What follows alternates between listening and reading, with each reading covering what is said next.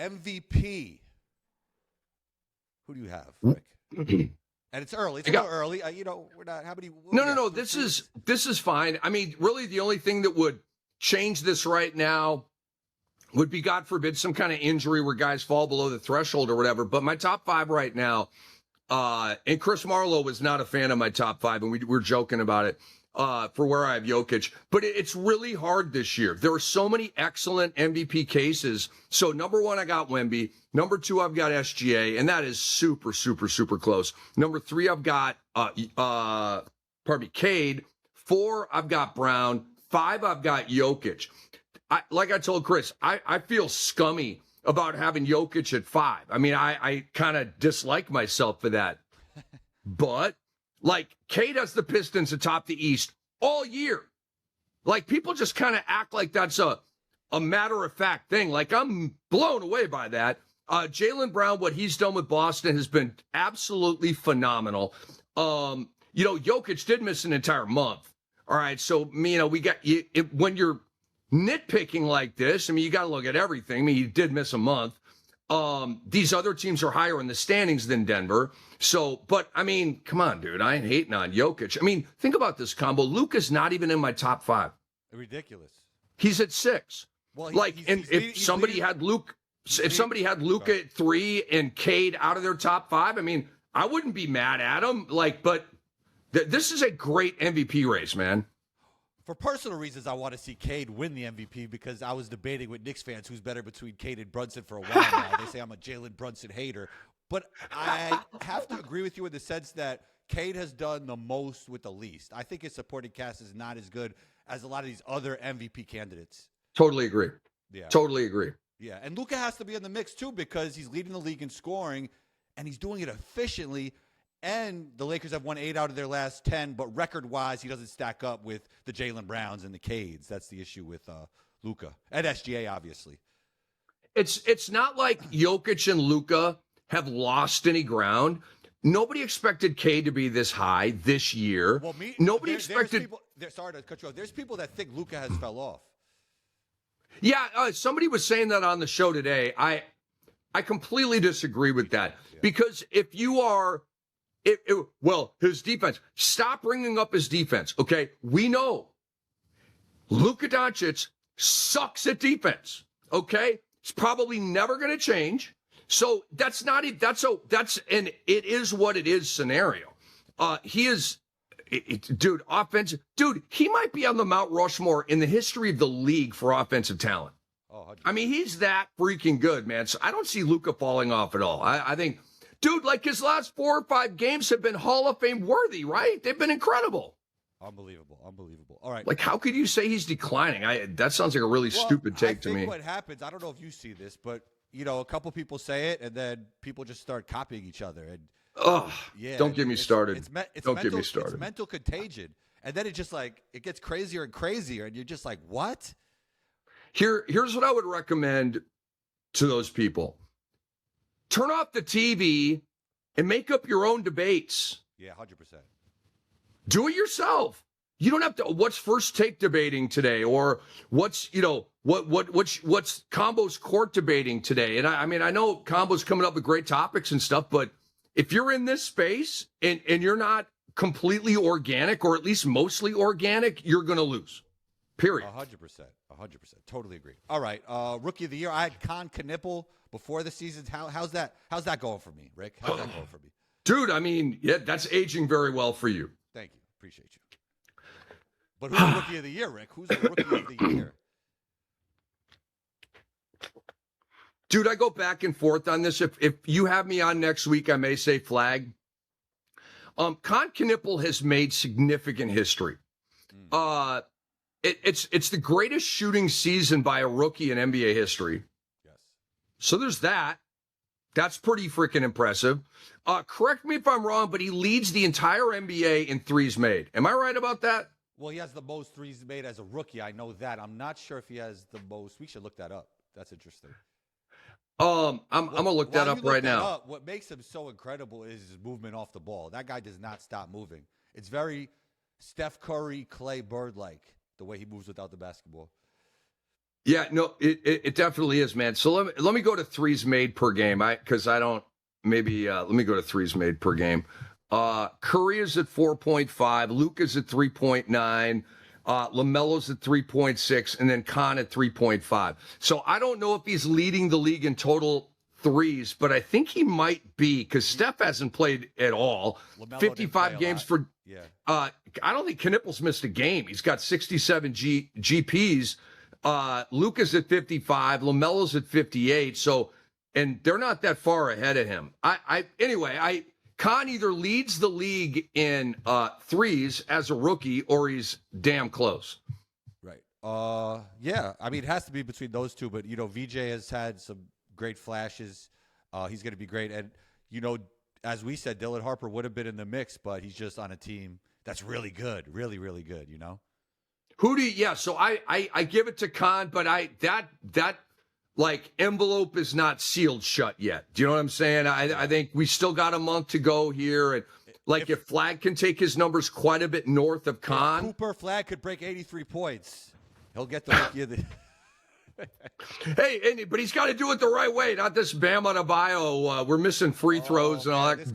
This could be a whole other debate with me and you. I know you didn't like the 83-point game. I did not. No, I was fine with 44 minutes of the 83-point game. I was fine with the first 44 minutes. After that, no good for you?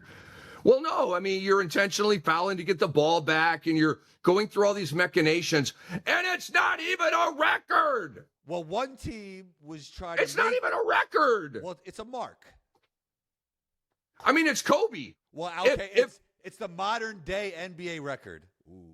Okay, you can phrase it that way. No, you can. But, a lot of people in combo, this, like, whether it's before 1970 or the ABA-NBA merger, like, a lot of people are like, that's when the NBA started. You know what I mean? It's because you see all these stats on ESPN since the merger, blah, blah, blah, blah, blah, blah. What the F is that, dude? The merger? The league started in 1947. Wait, what? George Mikan never existed? Come on, is this Back to the Future where you can just be like rubbed out and made invisible like you never happened on planet Earth? It's so stupid to me. Well, they're going to say they were plumbers. That's the thing. And the plumbers, Dude. The plumbers keep, as we go through life, the plumbers become 90s, then 2000s, then 2010s. It's like the plumbers keep pushing up generations. They do. 30 years from now, Wemby will be playing against the plumbers, Well, think about this. Back in the 1950s and 1960s with pro football. Mm-hmm. I mean, were those guys? They were selling insurance. They were car salesmen, right? There wasn't that much money in sports back then. These guys had to have a day job, and it did a lot of them. There were a few that like made a lot, but like Tom Heinsohn, for example. Gosh, who told this story? Oh, Dave Cowens told this story. Tommy Heinsohn passes, right? So we have Dave Cowens on NBA radio. Tommy Heinsohn never knew this. While playing for the Celtics, winning all these championships, Hall of Fame career, he was a big-time insurance salesman in Boston, like had his own company and stuff. And apparently he was a big deal with that. But you get my point? Tommy Heinsohn was one of the top players in the game in the 1960s, and homie had to start an insurance company to gig it up. I mean, it's crazy. So to... like, for people to, like, doubt and hate on an era, it's just so stupid. Like, you can hate on a lot of the decision-making that's happened over history. Hello? Okay, I'm a history major, right? Like contemporary American war history is what I studied in college.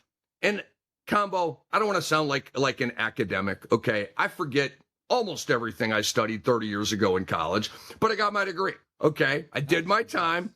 I served my sentence, and then I got out. Yeah. And now you're here on Combo's court. You're doing well. Combo's court, baby. All right. Coach of the year. This one annoys me. Is there cussing allowed here? I don't do it often, but sometimes. You did it already. I might have to go back and censor this whole show. Go ahead, man. Do your thing, man. Okay, well, I won't cuss. What the frick does JB Bickerstaff have to do to get a coach of the year? What more do you have to do? Dude, he almost won it last year. I mean, Kenny Atkinson, like, put that to bed in the first month of the season with that. What was it? They won their first 15 games or whatever the heck that was. I mean, that ship had sailed early, but I think he was number 2 last year. At least he should have been, in my opinion. Kenny Atkinson was my coach of the year last. I mean, 64 wins in his first year in Cleveland. Come on, dude, that was an amazing job. But JB Bickerstaff now has his team atop the Eastern Conference with, as you said, a team that on paper does not look like a conference leader. It just doesn't. You know, your second best player is Jalen Duren. That's going to hurt them in the playoffs, by the way. They need a wing to be their second best player, not a center to be their second best player. Joe Mazzulla is the homie. He's my favorite coach in the league. It's not even close because of how weird and strange he is. It's not the encore. It's not adjustments. It's not accomplishments. It's not wins. It's how freaking weird he is in press conferences. The guy's hilarious. I get it. And it's unintentional comedy, right? Like, I love me some Joe Mazzulla. He would probably be number 2 for me. But, dude, I got to give it to JB Bickerstaff, man. Tell me you have JB. Do you have JB? I do. That's exactly Let's go. Yeah, and for most improved, I would go with Jalen Duren. It kind of goes against my point that Cade is doing the most with the least. If I'm saying he has the most improved player and the coach of the year, but you can't deny what Jalen Duren has done with the improved bag work with the basketball in his hands. Like, he always had all the other stuff, but that's improved. The numbers improved. He was an all-star this year. I mean, he's my most improved player. Not mad at that. Look, I mean, 17 at 11 or whatever Jalen Duren is I mean, it's a big time stat line, especially for a big in today's game. Happy for him. Should have been an all-star. Definitely should be on the first team of most improved or whatever. And I won't be mad if he wins the award. Jalen Johnson, to me, is the most improved player. Becoming an all-star. I mean, the guy's at 8 assists per game. He has made Atlanta completely forget about Ice Trey, who was a very, very, very big deal in Atlanta for, almost a decade. And just immediately, new Batman in town. It's Jalen Johnson. We got this. And, the winning's been a little weird for Atlanta, like it always is. But, I mean, what is Jalen? 23, 10, and 8 or something like that? Just a stupid stat line. I always loved his game. I thought he would be all rookie team if he got more opportunity his rookie year. I said that back then. And then I remember going down to Atlanta, and he was getting a lot of G League reps at one point. I mean, people don't talk about that. And to see where he is now, it's really impressive. Shout out to Travis Schlenk, man. They blew him out in Atlanta. He drafted Jalen Johnson. He drafted Kevin Huerter. A couple other of his good draft picks are escaping me. But now he's in Washington helping their front office. Like, I remember he came from Golden State in their front office. Like, Travis Schlenk, Jalen Johnson was like 19th or something in the draft, right? Big-time project out of Duke. Didn't play that much in his year at Duke, and Schlenk saw something. He was right, man. 6th man of the year. Who do you have? I got to go Naz Reid, man. Like, I want to go storyline and, this guy or that guy. But, I mean, just at the end of the day, man, I mean, he's probably the best reserve in the NBA. I think Naz Reid's a 2010 guy as a starter. I mean, I think Naz Reid is ready to put up big-time fantasy numbers. Maybe not all-star, but like a really freaking good player and not just like the best 6th man in the league. I love me some Naz Reid, so I'll say Naz. Clutch player of the year. I think I just saw on Polymarket that SGA passed Brunson, maybe, like in the metrics and the numbers and all that kind of stuff. And you know what? It's when I think of all the ball I've watched, I mean, dude, like from the first game of the year, remember SGA, 2 seconds left, hits that little midi to tie the game. I think send it to overtime, whatever that sequencing was. But like from game 1, we just saw it the other night. Was that the Denver game? I forget who they played when he hit the right wing kind of fadeaway joint. That was the dagger that ended that thing. He's wicked in the clutch, man. SGA would get the clutch award for me. Do they is that a numerically based award, or is that a subjective opinion based award? I can't remember how they do that one. Well, I guess it's like the MVP. It's whatever you want it to be, right? Isn't that every award? So what? So, well, this will be the answer right here. Do people vote on clutch player, or is it a numerical metric thing that the NBA just awards? I believe that it's voted on. I'm not sure, but that's what I believe. And those people probably look at the numbers, right, who are voting, I'm sure. Well, you would like them to. To assume all of them are, I think, might be more of a leap of faith than I want to make. Right. Like in the beginning of the season, I can't believe I keep going back to Cade and Jalen Brunson, but Cade's numbers were better, but I'm sure there's Knicks media, if they had a vote, they'd probably go Brunson, right? You know? Yeah, well, especially in that market, because if you're a media guy in New York City and somehow it leaks out that you pick Cade over Brunson in any way, shape, or form, that is not going to go well for you. That is it. So let's round this all up. We started with the Spurs. We ended with the Spurs. What does Wemby have to do to win MVP and Defensive Player of the Year this season?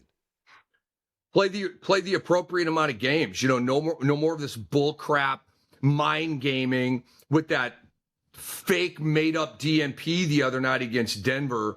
But what a bunch of resting bull crap that was, dude. Like, it's all Popovich where I hold my guys out to mind game you. I'm going to try to beat you with my backups, blah, blah, blah. I'm going to hit you with this right now, okay? Because, like, I freaking hate that mindset. Combo, it's so soft. It's so soft. You know what the opposite of soft is? The opposite of soft is hard, okay? You know what hard is? Hard is having a showdown matchup in March with a team you might meet in the playoffs, and you want to kick their fucking ass, right? To send a message like they did back in the day. I mean, those guys got up. If Boston and like Detroit played on March 28th, it was a bloodbath, dude. Yeah. That was like the precursor to all the beatings that would happen in the playoff series, man. And so I hate that we've gotten away. Dude, look, Greg Popovich to me is the GOAT of coaching, but he has ruined our game in two ways, okay? Load management. That's a Popovichian joint, man. Go ahead and smoke that, okay? And the other one is what I was just saying.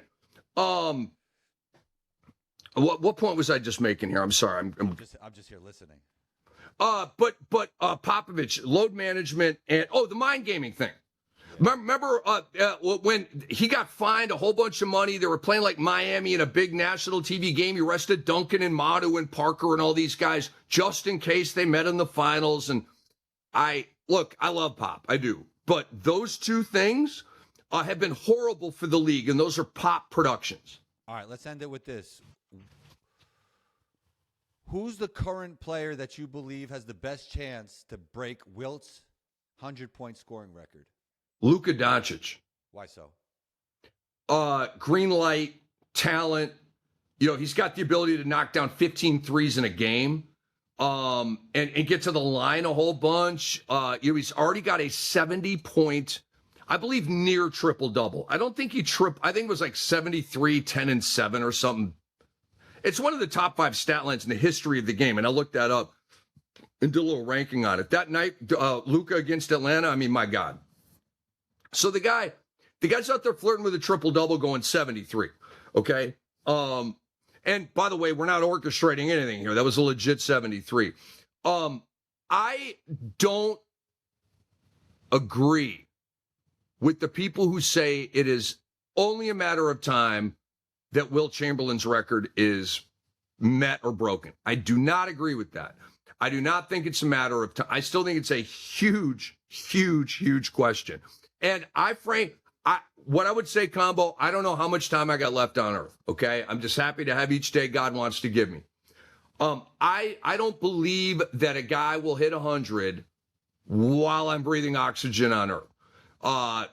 70 years might it have? Who knows, dude? Zombies may be eating calf muscle 70 years from now. We just don't know where this thing is going, okay? But I'm not as sure that somebody's going to hit 100. I think you're one of those guys, right? Like, you're pretty sure that somebody's going to hit 100 at some point, right? Yeah, I would say it's Luka or Wemby. And a lot of people around the NBA go more. Or Wemby. Yeah, go. But more people Wow.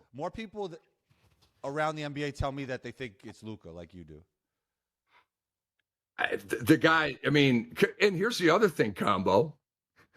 He doesn't play any defense. He's got all that energy saved up for the offensive end, dude. Shots at Luka to end the pod.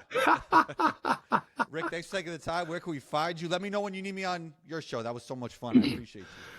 Oh, I certainly will. Yeah, the guys have been buzzing. They want you back, and we will certainly be in touch. So the show I'm doing now is Beyond the Surface on the X-Rated Sports Network. And so please, everybody, subscribe to our YouTube channel. We'd really appreciate that. It's X-Ray TED Sports. So X-Ray, Dr. X is a sports medicine radiologist, X-rays, and so that's where that comes from. X-Rated Sports Network, Beyond the Surface.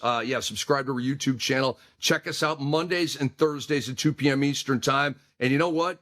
You're going to see your boy Combo on here on a show real soon. By the way, on Thursday, Combo, we have soon-to-be Hall of Famer Mike Fratello, the czar of the telestrator, joining the broadcast for some skits and bits. That'll be this Thursday. Awesome. He was just on NBA on NBC recently doing the little retro. I saw that. Yeah. Awesome. I had a chance to talk to him about that before, and he was really excited about it. Yeah. When you think about basketball analysts, Fratello's easily in the top 10. Like, you think about Hubie Brown, you think about Doug Collins, right? And just some of these, Bill Walton, right? Snapper Jones, like the guys we grew up with, right? Yeah, right. But he's right there. He's in that mix. One of the greatest game analysts we've ever had. Still doing it, by the way. I think this year he's on a 10-game package with the Clippers. Jim Jackson is rising in this game, and Jim's absolutely fantastic. But shout out to my boy Fratello, man. And give yourself kudos, man. I grew up. You were on one of my go-to channels growing up. Thank you, man. Yeah. So I really appreciate you taking the time. You're always welcome back here. And give me 1 second while this uploads. When I sign off, subscribe to Combo's Court wherever you're listening. Subscribe to Combo TV on YouTube. Rick, thanks for taking the time, and talk soon. I'm pointing the wrong way. Yeah, you the man, Combo. Peace, man. Be good, my friend. Yes, sir. All right, see you.